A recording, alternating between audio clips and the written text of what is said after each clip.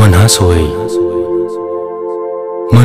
मोनहास'आसै माथो हाजोनि बै नुहुरनाय सोमखोर लाइफांनि गुदिखौलाय। नाजादोंमोन आं बै सोमखोर लाइफांनि गुदियाव लोगोसे थाजिम बार जानो। सानदोंमोन आं बै गोजौ हाजोआव सोरनिबा दुथांनि नारसिननायाव गाखोनो। जुजिदोंमोन आं बै गोजौ हाजोनि समायना बिफांजों लोगोसे थाफानो।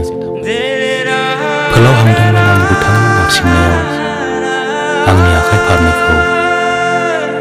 गोसोजों नांथाबदोंमोन आंबो हाजोनि सोमखोर लाइफांखौ। मेगननि नोजोराव नांथाबदोंमोन हाजोनि बिफांनि महरा। सोरनिबा दुथांनि नाजाहोनायाव बावगोमानो हायाखैमोन बिफांनि महरखौ। नुजाहोदोंमोन आंखौ मेगन थाइनैयाव साया माया सायखं बायदि। बावगोमा होदोंमोन आंनि थाजिम देहानि साननायखौ। मेंग्लिनांदोंमोन आं गुबुननि नारा नाथा नारसिननायाव। खनले खनले नाजाहोदोंमोन आंखौ बिफांनि गुदिसिम थांहोनो। नाजादोंमोन आंबो गुबुननि नारसिननायाव हाजोनि बिफांनि गुदिसिम थांनो। नाजायै नाजायै हमहां मोनहास'आसै माथो हाजोनि बिफां गुदिखौलाय।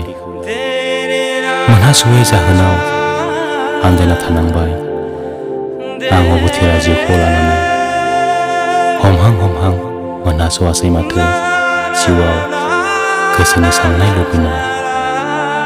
हमहां मोनहास'आसै माथो जिउआव गोसोनि साननाय लुबैनाय।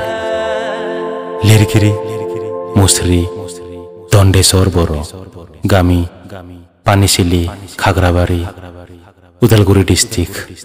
फरायगिरि मुस्रि राइबेल बसुमतारी। गोजोन्थों।